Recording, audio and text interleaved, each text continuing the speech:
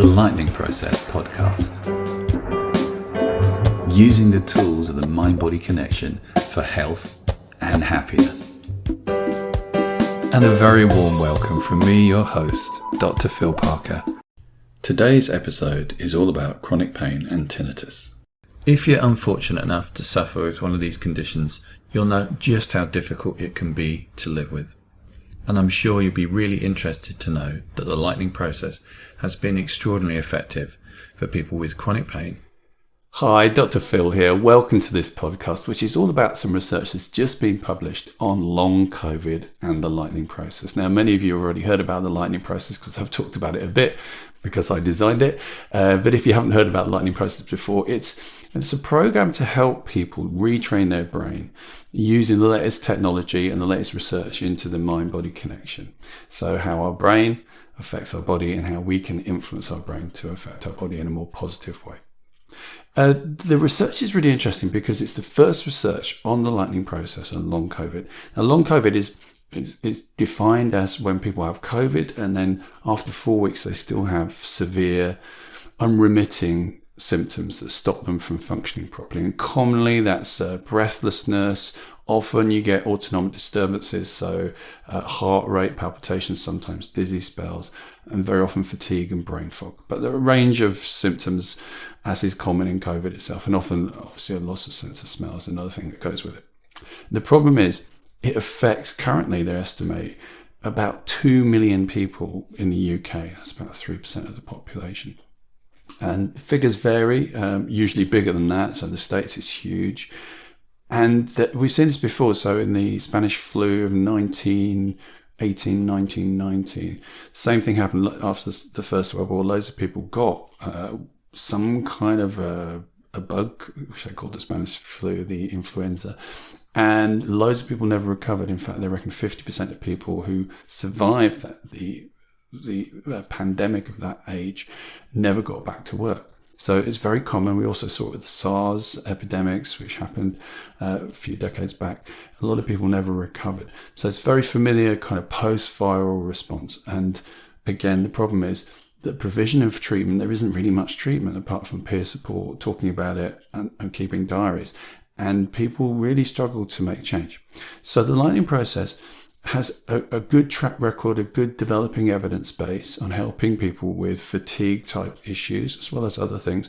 So chronic fatigue, fibromyalgia, pain, and so forth. So it seemed like a good thing to have a look. Can the Lightning Process make a difference with long COVID? Anecdotally, we have seen hundreds and hundreds of people who will be very happy to tell you about their stories. But it's really important when you're developing an evidence base to move from the stories to published research. And this is the first published research, and this is a case history study.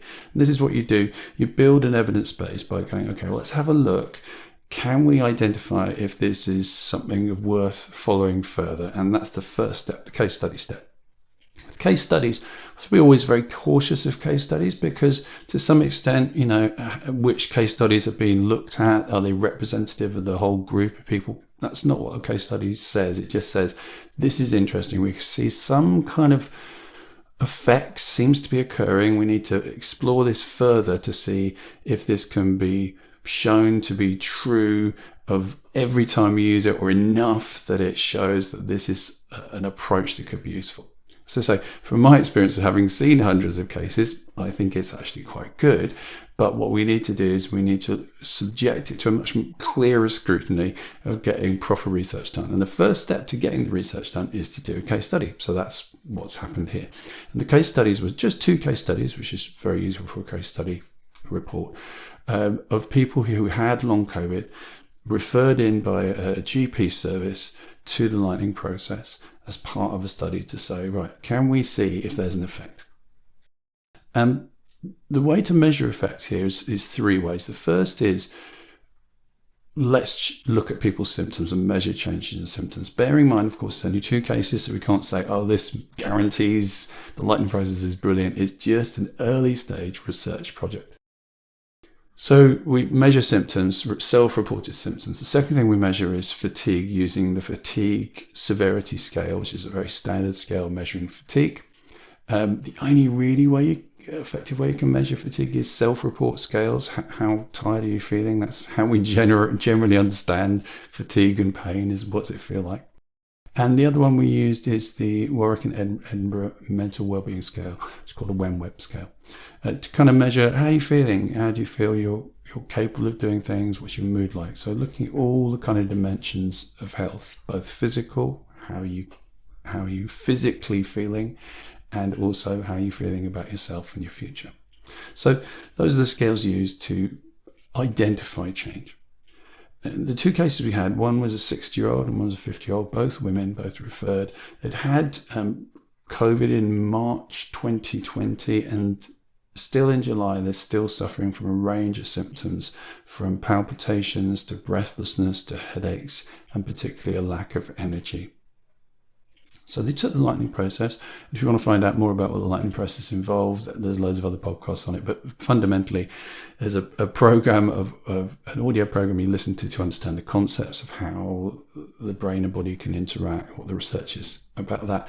Then there's the seminar, which is 3.5 days, which helps people to learn the tools of how they can use their brain to change their body. And then there's follow-up. And before the seminar began, so that second phase seminar, we did a kind of time point. Okay, what state are you in now? Fill in the forms. And we did the same 2 weeks after, and then we did another one at 1 month and another one at 3 months. I've got my notes here, so me looking at the numbers here.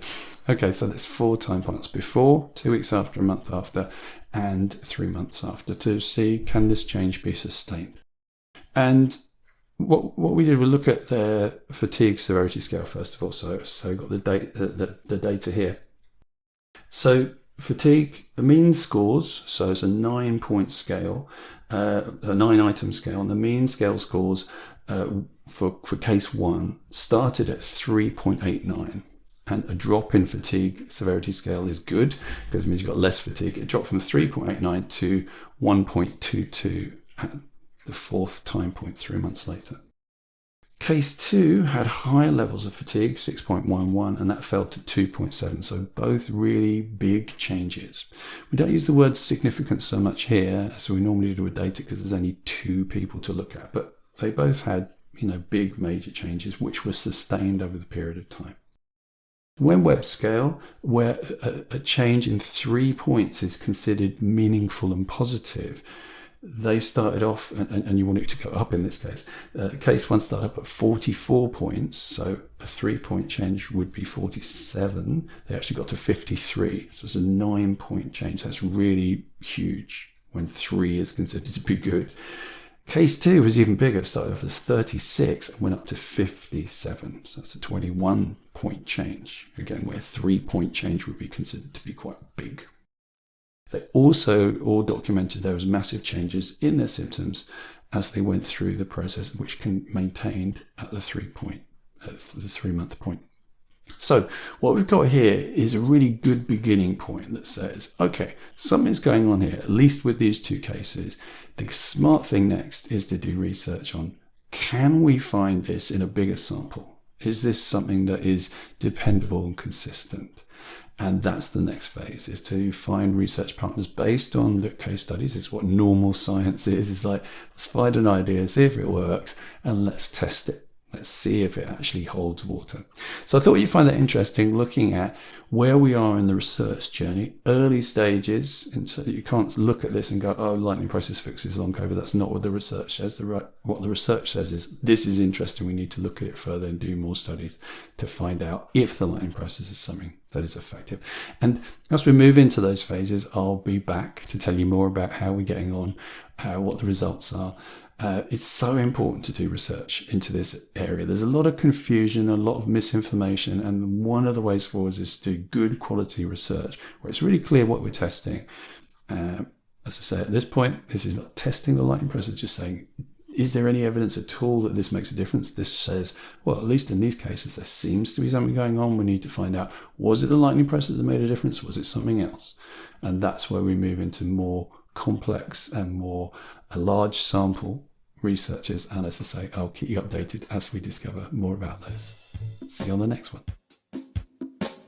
The Lightning Process Podcast.